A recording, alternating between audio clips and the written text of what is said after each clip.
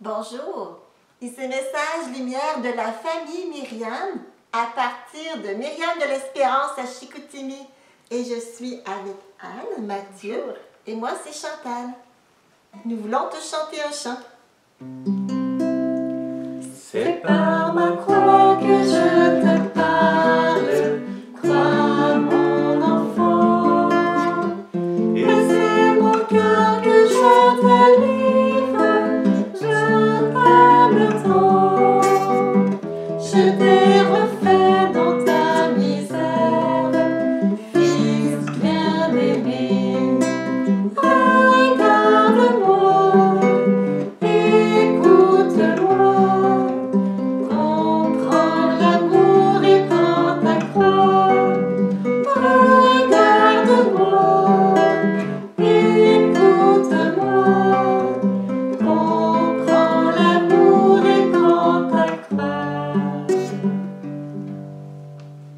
Comprends l'amour et prends ta croix. Alors je pense que tu devines que je fais référence à l'évangile d'aujourd'hui qui est tellement beau, mais qui peut être très interpellant. C'est Jésus qui nous dit, si quelqu'un veut marcher à ma suite, qu'il renonce à lui-même, qu'il prenne sa croix et qu'il me suive. Car celui qui veut sauver sa vie la perdra, mais celui qui perdra sa vie à cause de moi et de l'Évangile la sauvera. Vraiment, c'est la bonne nouvelle, parce qu'en dedans, nous voulons la vie. C'est inscrit, le Seigneur veut nous faire vivre toute l'éternité. Mais c'est un long apprentissage que d'apprendre ce qu'est la vie et de l'accueillir comme un don. C'est un long apprentissage et ça fait longtemps que le Seigneur veut nous éduquer à la vie. Depuis la nuit des temps, et tu me vois venir, maintenant je reviens à la première lecture d'aujourd'hui, la tour de Babel. C'est quelque chose. Les premiers hommes, les premières femmes avaient ce désir de vivre inscrit dans leur cœur. Mais ils ont choisi de s'accaparer la vie. Écoute bien ce qu'on dit, parce que dans le fond, leur histoire, c'est notre histoire. Ils se disent entre eux, allons, bâtissons-nous une ville avec une tour dont les sommets soient dans les cieux. La vie, c'est le paradis. Si on veut voir Dieu dans les cieux, on voudrait bien pouvoir y mettre le bout du nez et y vivre. Et après on dit, faisons-nous un nom.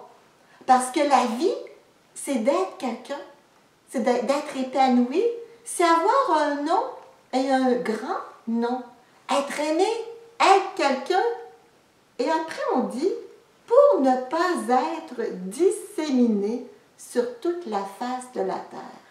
Alors cette tour, c'était aussi pour avoir un nom, pour voir les cieux, mais pour être rassemblé aussi, ne pas être disséminé. C'est la vie, voir Dieu, avoir le nom d'enfant de Dieu et d'être rassemblé. Mais il y a quelque chose dans le fond de notre cœur, le péché originel, qui veut s'accaparer par soi-même de cette vie en plénitude. Et c'est là que Jésus arrive.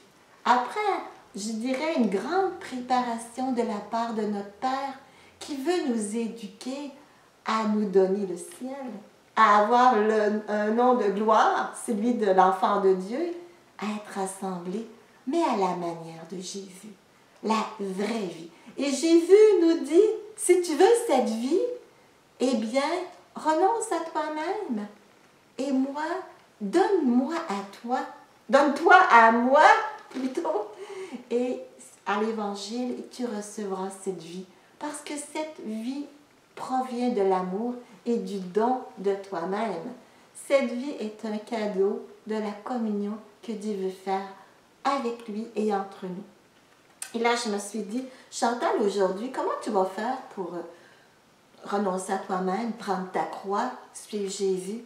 Parce que le Seigneur ne me demande pas toujours des exploits, ne me demande pas toujours le martyre. Et je me suis dit, aujourd'hui, je pense que le Seigneur attend de moi que je me laisse déranger. que je me laisse vraiment déranger, que je renonce à mon petit projet, à ma manière de faire, de voir, que je me laisse déranger pour accueillir le don qu'il veut me faire. Sans être dérangé, ça t'arrive, ça m'arrive, au moins 100 fois par jour, ou presque. Et à chaque fois, c'est autant d'appels à m'oublier pour regarder Jésus. Lui, qu'est-ce qu'il ferait? Comment je vais le suivre dans ce dérangement? Et je m'aperçois si souvent que lorsque je renonce à moi-même en accueillant ce dérangement, je trouve la vie. Il y a un petit quelque chose de la vie du ciel qui rentre dans mon cœur. Je comprends mieux que je suis aimée, que je suis aussi faite pour la communion. Alors, je vais redemander que viennent auprès de moi Mathieu et Anne. On va commencer par Mathieu, puis je vais leur demander de te partager un petit, moyen, grand dérangement qu'ils ont vécu et à travers lequel elle a trouvé la vie.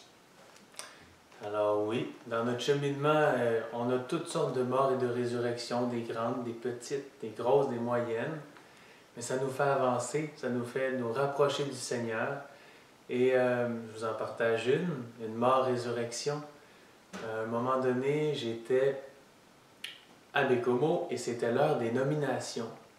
Ça s'en venait. Et je m'en vais à la chapelle, je dis Seigneur, je passe toutes les maisons de la famille Myriam. Je dis oui, cette maison-là, oui, cette maison-là, oui, Seigneur, oui, Seigneur. Il y en a une qui accrochait. J'ai dit, tu peux m'envoyer partout sauf là, Seigneur. Ça va être trop exigeant. C'est trop difficile pour moi. Et le Seigneur, dans sa grande bonté, m'a dit, ben, moi, c'est là que je t'attends. C'est là que je te veux, Mathieu. Alors là, je me suis prosterné. Ah, bon. J'ai dit, t'es bon de m'avertir quand même, mais donne-moi la grâce. Donne-moi la grâce. C'était vraiment une mort. Une mort intérieure, une mort à moi-même. C'est positif, hein? Finalement, je me suis relevé, j'ai été rencontrer la servante générale de l'époque. Puis, elle dit, est-ce que tu sais où tu es nommé cette année? J'ai dit oui. Puis j'ai nommé le foyer, que je nommerai pas. Et puis finalement, elle dit comment ça? Puis j'ai expliqué comment le Seigneur m'avait averti, comment il est bon pour moi, pour nous. Et finalement, ça a été une très belle année parce que la résurrection a été que mon oui était là où Jésus m'attendait et j'ai eu toutes les grâces dont j'avais besoin. Alors je le remercie énormément et je t'en souhaite autant. Merci Mathieu. Et toi, Anne? Moi aussi, j'ai vécu une belle désinstallation il y a quelques temps quand je devais retourner je suis allée dans ma famille, puis après pour retourner au Canada, c'était en pleine crise sanitaire, alors il fallait beaucoup de papiers. J'ai manqué un premier avion à cause des papiers et finalement j'ai manqué un deuxième avion quelques jours après à cause d'un papier encore qu'on me demandait. Puis là j'étais à l'aéroport, je ne savais plus quoi faire et finalement comme je ne pouvais pas retourner au Canada, je suis allée dans la maison de Belgique, notre maison de Belgique. Mais à l'aéroport, ils avaient perdu ma valise.